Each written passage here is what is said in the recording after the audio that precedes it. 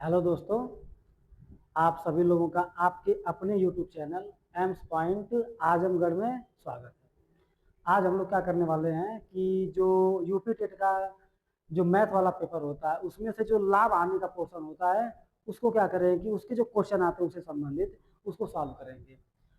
तो ये जो क्वेश्चन है बड़ी इंपॉर्टेंट क्वेश्चन है। ये वही क्वेश्चन उठाया गया जो प्रीवियस ईयर में पूछते हुए आए हैं और आगे पूछने की संभावना है, उन्हीं क्वेश्चन को उठाया गया है। तो हम लोग क्या करते हैं कि आज का अपना जो कंटेंट है उसको आगे बढ़ाते हैं और चीज़ों को सीखते हैं।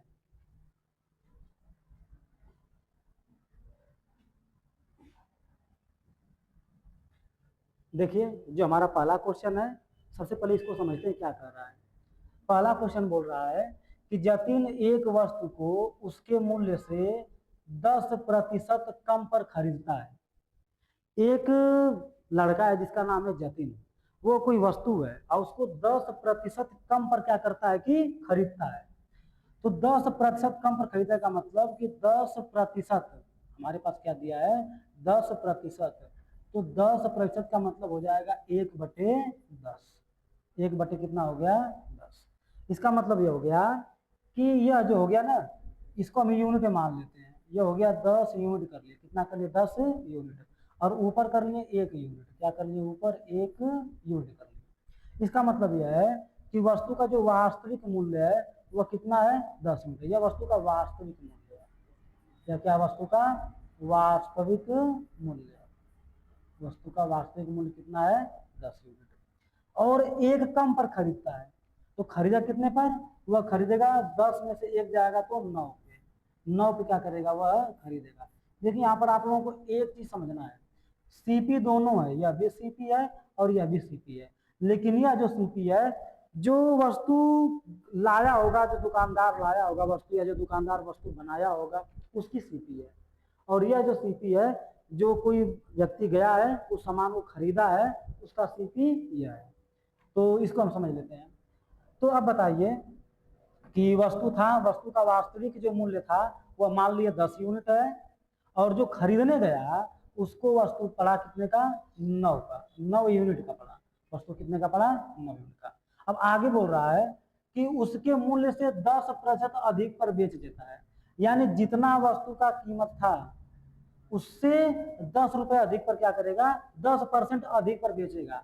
यानी कि 10% अधिक पर बेचने का मतलब 1/10। यानी कि वस्तु का जो वास्तविक कीमत था वह 10 यूनिट था। कितना था 10 यूनिट। लेकिन अब क्या करेगा एक बढ़ा के, यानी कि एक बढ़ाने का मतलब है कि 11। एक बढ़ा के मतलब 11 यूनिट में क्या करेगा वस्तु को बेचेगा। यानी सेलिंग प्राइस हो गया या क्या हो गया उसका सेलिंग प्राइस हो गया। इतना में वस्तु क्या करेगा बेचेगा।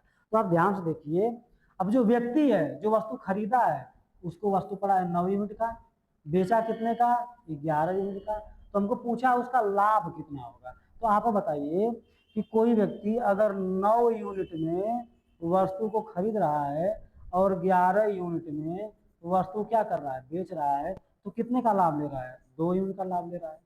तो 2 का लाभ किस पे ले रहा है 9 पे ले रहा है। तो 2 का नाव जो लाभ है वो 9 पे, तो 100 पे कितना। इसको आगे अगर आप हल करेंगे इसका जो आंसर आएगा वो हो जाएगा 22 सही 2/9%। ये हमारा क्या हो जाएगा इसका सही आंसर आ जाएगा। यह क्या आ जाएगा बिल्कुल सही आंसर आ जाएगा 22 सही 2/9%। अब आगे देखते हैं हम लोग। देखिए अगला क्वेश्चन है कि एक कंपनी 25 लाख की पूंजी एकत्रित करने के लिए शेयरों का विज्ञापन देती है। हमारे पास एक कंपनी है, वह जो क्या कर रहे हैं ना कि 25 लाख की पूंजी एकत्रित करने के बाद चाहते हैं कि हम 25 लाख की पूंजी बना लें। और उसके लिए वो क्या करती है कि शेयरों का विज्ञापन देती है। अब बोला कि यदि एक शेयर का अंकित मूल्य कितना हो 100 रुपए है। जो एक शेयर है उसका अंकित मूल्य कितना बोल रहा है 100 रुपए है। तो बोल रहा है तो कंपनी द्वारा जारी किए गए शेयरों की संख्या ज्ञात करना है। क्या ज्ञात करना हमको शेयरों की संख्या ज्ञात करना है। चलिए देखते हैं समझते हैं चीजों को। तो अब यह देखिए कि बोला कि 25 लाख की पूंजी एकत्र करने के लिए शेयरों का विज्ञापन देती है। तो एक शेयर का अंकित मूल्य, देखिए एक शेयर का अंकित मूल्य, तो जो एक शेयर का अंकित मूल्य है, एक शेयर का जो अंकित मूल्य है वह कितना है तो एक शेयर का अंकित मूल्य हो गया 100 रुपए। कितना हो गया? 100 रुपए।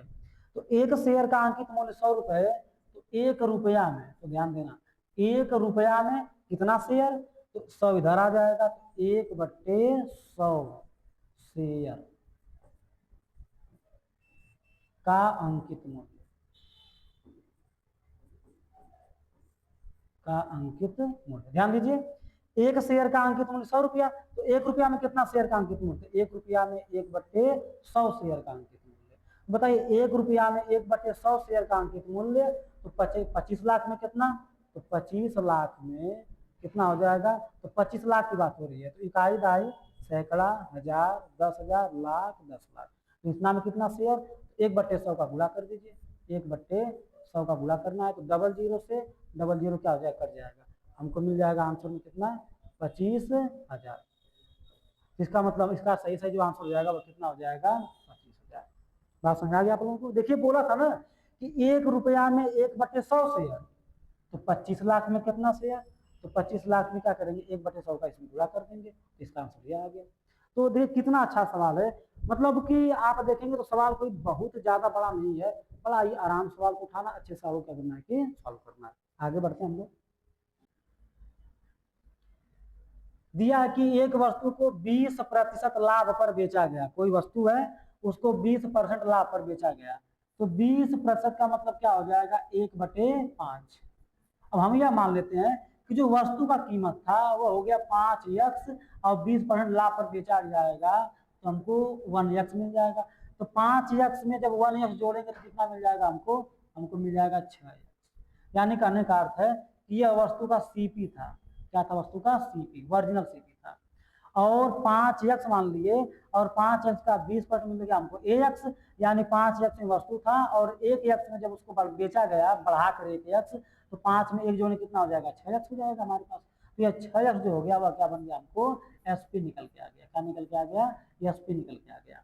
अब आगे बोला है कि यदि वस्तु का क्रय मूल्य 50 बढ़ जाए, तो क्रय मूल्य हमारे पास यही है, तो क्रय मूल्य हो गया 5x प्लस कितना बढ़ गया? 50 रुपए, तो 50 रुपए क्या हो जाए? बढ़ जाए। ये हो गया सीपी, सीपी बढ़ा होगा तो हम इसको न्यू सीपी कर देते हैं, ये इतना हो गया 50 रुपए।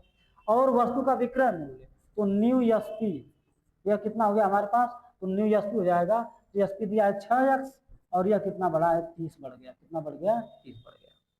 अगर इतना हो जाए तो जो लाभ होता है वह इतना कम हो जाता है, तो 3 3 का 9, 1 10/3, तो जो लाभ है वो उतना कम हो जाता है, तो हमको नया लाभ क्या मिलेगा?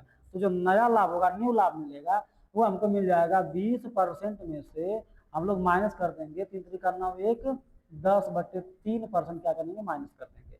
अब क्या हो जाएगा? 20 या 60, 60 में 10 जाएगा, हो जाएगा 50, तो हो जाएगा 50/3 प्रतिशत को हटाना है हमको, तो हम एक काम कर लेते हैं कि प्रतिशत को अगर हटाना है तो एक काम कर लेते हैं कि जो 100 है, जो प्रतिशत है, देखिए यहाँ पर क्या दिया है हमारे पास, यदि 50/3 है ना, तो अब हम लोग क्या करेंगे? 50/3 और गुणे प्रतिशत की जगह लिख देंगे 1/100, तो 50 गुना को 100, तो हमको मिल जाएगा ऊपर से 1 और नीचे से मिल जाएगा 3 गुना को 6, तो जो हमारे पास न्यू लाभ आ गया वह आ गया 1/6।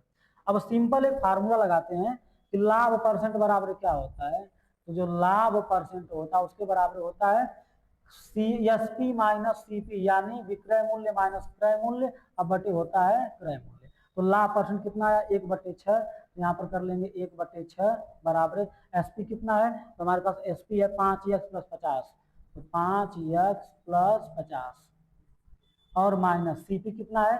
तो सीपी देखिए हमारे पास सीपी एसपी है 6x प्लस 30 है, एसपी जो है वह 6x प्लस 30 है, यानी जो एसपी है वह कितना? 6x प्लस 30 है, तो हो जाएगा 6x और प्लस 30, और सीपी कितना हो जाएगा? तो सीपी हमारे पास दिया है 5x प्लस 50, तो सीपी दिया है 5x प्लस कितना दिया है? 50 दिया है, बटे कितना हो जाएगा? ध्यान देखिए एक बार, जो एसपी है वह एसपी कितना दिया है? 6x प्लस 30, हो गया 6x प्लस 30 माइनस सीपी कितना है? 5x प्लस 50, हो गया 5x प्लस 50, सीपी पर निकालना होता है, तो सीपी हमारे पास है 5x प्लस 50, हो जाएगा 5x अब प्लस कितना हो जाएगा? 50 हो जाएगा, तो यहाँ से हो जाएगा 1/6 बराबर है। अब देखिए हो जाएगा 6x प्लस कितना हो गया 30 माइनस इसका इसमें गुणा करेंगे तो हो जाएगा -5x, इसका इसमें गुणा करेंगे हो जाएगा -50। अब देखिए एक काम कर लेते हैं, अब बट्टे कितना हो गया हमारे पास, बट्टे हो गया 5x और प्लस कितना हो गया 50 हो गया। अब इसका इसमें गुणा करेंगे, इसका इसमें गुणा करेंगे एक में तो बन जाएगा 5x प्लस 50 बराबर है। देखिए 5x में से 6x घटेगा तो केवल मिल जाएगा x, कितना मिल जाएगा केवल x, ये बटे 6 कर दीजिए तो यहाँ से मिल जाएगा x। 50 में से 30 का घटाएंगे तो मिल जाएगा -20, कितना हो जाएगा -20 हो जाएगा। अब 6 का इसमें गुणा कर दीजिए और नीचे हमारे पास जो था उसका तो गुणा इसमें कर ही लिए, तो यहाँ पर क्या नाम है कुछ बचा है नहीं, या आप ऐसे ही इकट्ठा गुणा कर ले तब भी कोई दिक्कत नहीं है, तो हम आगे कर लेते हैं। नीचे कुछ नहीं बचा, नीचे का तो गुणा हो ही गया, तो आगे क्या मिल जाएगा हमको, आगे जो मिल जाएगा वह मिल जाएगा। अब 6x का इसमें गुणा करेंगे तो यह 5x प्लस 50 तो ऐसे ही रहेगा, 5x प्लस 50 तो ऐसे ही रहेगा। इसका गुणा करेंगे तो हो जाएगा 6x और माइनस इसका गुणा करें 6 दूना को 12 यानी हो जाएगा हमारे पास 120, क्या हो जाएगा 120। अब इसको इधर लाएंगे तो इसको इधर लाएंगे तो यह हो जाएगा 120, 150 हो जाएगा 170 और बराबर है यह उधर चला जाएगा, ये वाला उधर चला जाएगा तो 6x में से घट जाएगा तो कितना हो जाएगा x। अब यह हो गया x का मान कितना आ गया 170।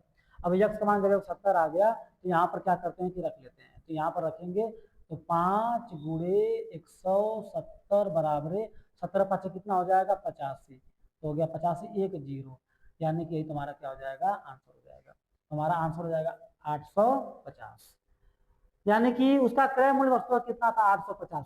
देखिए इस सवाल को हम बेसिक तरीके से लगाए हैं और वास्तव में जो सवाल है ना ये बेसिक तरीके से समझ में भी आएगा, समझे ना। तो इस सवाल को आप ऐसे ही समझिए खूब अच्छे से, हम लगाए हैं, हमको विस्तार से बताना है समझाना है, इसलिए हमको थोड़ा एक एक करके विस्तार से स्टेप बाय स्टेप लगाए हैं। आप लोग जब आ जाएगा आपको तो तेजी से लगा लेंगे, ये गुणा भाग आपको तेजी से करना है, जब तेजी से गुणा भाग करेंगे तो सवाल बहुत तेजी से लग जाएगा। ठीक है, अगला क्वेश्चन हम देखते हैं। देखिए दिया इसमें ना, हम चित्र अपने मन से बनाए हैं क्योंकि चित्र इसमें दिया नहीं था तो हम उसका चित्र बना दिए हैं।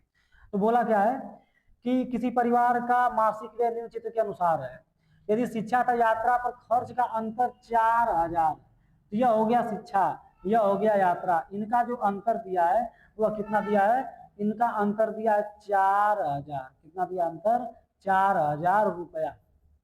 इसका मतलब 25% और 15% का अंतर 4000 रुपया है, तो 25% में से अगर 15% घटाएंगे तो हमको मिल जाएगा 10%, तो 10% बराबर कितना हो गया 4000, तो 1% बराबर कितना हो जाएगा, तो 1% बराबर हो जाएगा 4000 के बट्टे कितना 10, एक जीरो से एक जीरो कट जाएगा तो 1% बराबर हो जाएगा 400 रुपया।